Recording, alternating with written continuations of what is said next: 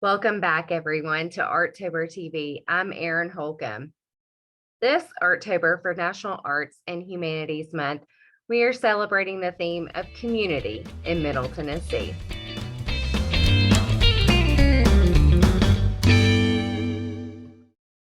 Later in the segment, we will sit down with featured artist Tammy Gentuso in her studio on the Clay Ladies campus. Tammy is a mixed media clay artist, and we will learn all about her wee little houses. We also got to chat with some of the galleries for this weekend's FirstBank First Saturday Art Crawl in downtown Nashville. So stick around to see what exhibits will be on display this weekend for Artober.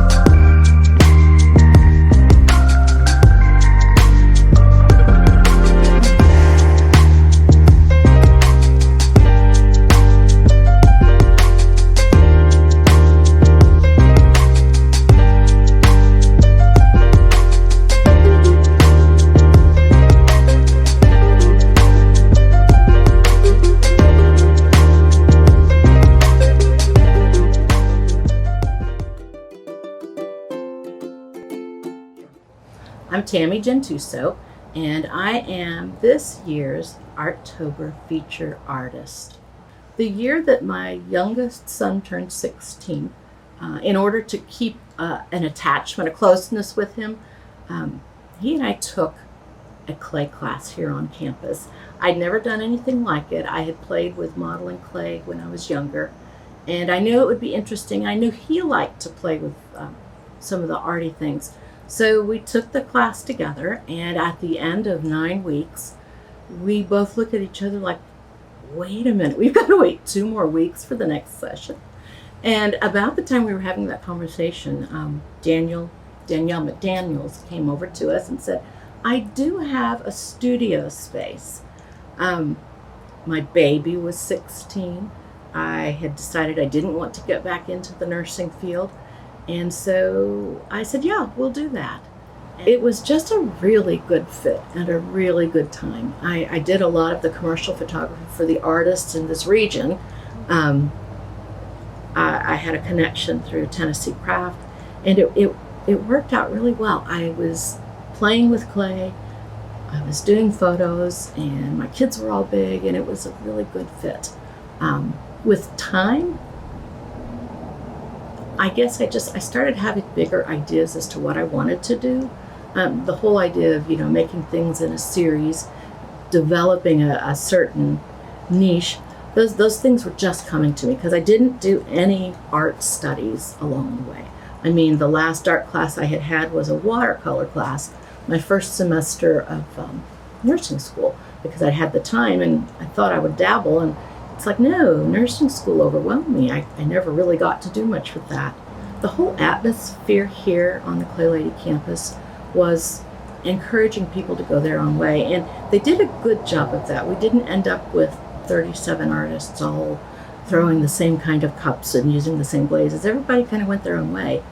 And I remember making one of my first houses and having Danielle say to me, these are really nice, but be careful, because if you make too many of them, you'll end up having made that your niche, whether you want it to or not. So think ahead. Because being a part of the co-op, she is like a mother hen, and she checks on her chicks and she makes sure everybody's doing all right, and she throws wisdom here and there, and it's actually quite helpful. And she does it in a way that doesn't feel invasive, because my nature, I would not have handled it well if somebody came into the studio and told me, this is what you should be doing. She just sprinkled it around, and so it was really helpful. And one of our little times we sat down with coffee, and she's talking to everybody, and she's like, you all really need to do a better job of recycling. And we're all like, what? you know, we've got a recycling tin over here, tub over here. No, no, no, no, you're clay. She says, I'm telling you, the trash cans are too heavy because you guys are throwing away clay. And I'm like, yeah, we all are. And she said, recycle your clay. Make it into something there, or set it in buckets and get it all back to the right consistency. It's a big process to recycle that way. And I thought, I don't want to do that, but I can do something with my bits and pieces. So as I was building the great big houses, I was ending up with tons of clay. Lots of, like this. This is from that gingerbread house. Lots of pieces, just odd pieces. And I'm thinking, well, what could I do with that? So I started making some smaller houses, but then I was finding that I didn't always have the pieces of clay I needed. And so I thought, well, maybe I'll make them even smaller. So I did. I started cutting them really small. And I don't know, my family background, we're Scotch-Irish, and I'm thinking, these are so wee, they're wee littles. And so I named it, you know. So my process varies depending upon what I'm doing. If I'm making wee littles, I look for something like this with my clay scraps. I've folded a couple pieces of clay together.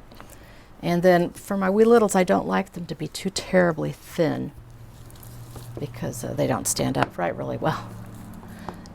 I'm using my tool, and I'm looking at this and I'm thinking I can get maybe 4, maybe 5 if I go with little pieces of clay. So I'm literally just cutting it with this tool, the needle tool, thinking about the shape I want. Do I want to do a Nashville tall skinny? Do I want to do something that's bigger? Do I want to do a little tiny house? What do I want to do? And so I'm cutting. Now for the first couple that I cut off of this piece of clay, they can be whatever. But toward the end, all of a sudden I'm stuck with just some certain shapes, like this one right here. That's not going to be a tall skinny, obviously. That's going to be just a little house with maybe a funky angle. I find my little stamps. I showed you these earlier, but they've got crisscrosses, lines, whatever's needed to make that particular kind of window. Some of them are even carved into shapes. And so I use those. So if I stamp something, let's get it the right way. There we go. I mean, that comes out pretty cool.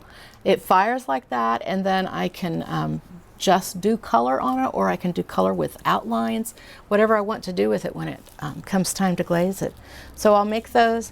I set them off to the side when they're done, and then they all go off to the kiln.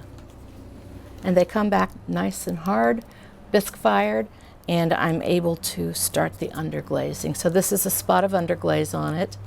My underglazes are just like my best friends. I can do pretty much anything I want with them. I've done a few pieces that are watercolory, and it looks really nice on the wee little, but it's not, I like the bolder, brighter color. So that's what my things tend to be. Now, you know, like I wear black and gray. My work is crazy bright, and I love it. It speaks happy to me. It apparently speaks happy to the people that collect it too. They're just sweet little houses, and they bring a smile. And that's what I want. I want them to be peaceful, happy art.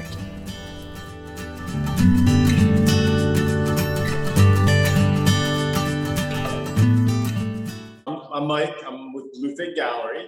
I'm here at the arcade.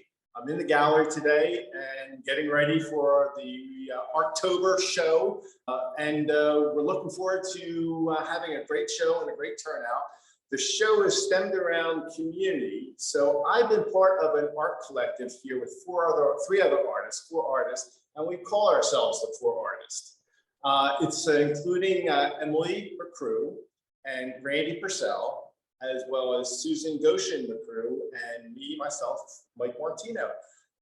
We're all kind of different artists, but yet our work really works well together. We've been showing together probably for the past 6 or 7 years, and each fall we do a group show here in October to celebrate the wonderful art community of Nashville. The Artober theme is community, and we're really appreciative of the art community here in Nashville and in Middle Tennessee specifically. We go out and we strive to educate the public as well as to show them real artists and real artwork up close and have great communications and talks and conversations with them. And it's a symbiotic relationship where, you know what, we really need them. And I'm realizing that Nashville really does understand that they need these art crawls and the artists to come out and show. So hopefully there's going to be a great turnout and some great people meeting some great people. Hello, my name is Madeline Kramer. I am the Gallery Initiative Coordinator at Chauvet Arts. We are located at Representative John Lewis North Street in downtown Nashville. And we are very excited to be a part of the Now Playing Nashville event for the month of October. We have specifically for the month of October in our alternate gallery, Chilling Classics in the Cave. And that's where we're showing cult classic films varying from 1950s to the 60s, black and white films. And we are doing private screenings each Saturday for the month of October. So a few of the titles, we have The Tingler, we have Lady in a Cage, Invasion of the Body Snatchers, and Night of the Living Dead. So they're amazing films, and we think we're also going to make it a little bit interactive, which I think would be pretty fun.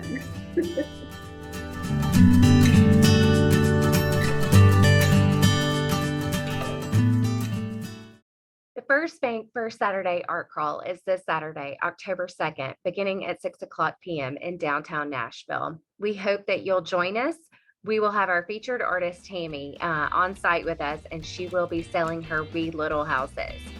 Now, we want you to go explore the arts in your community this October.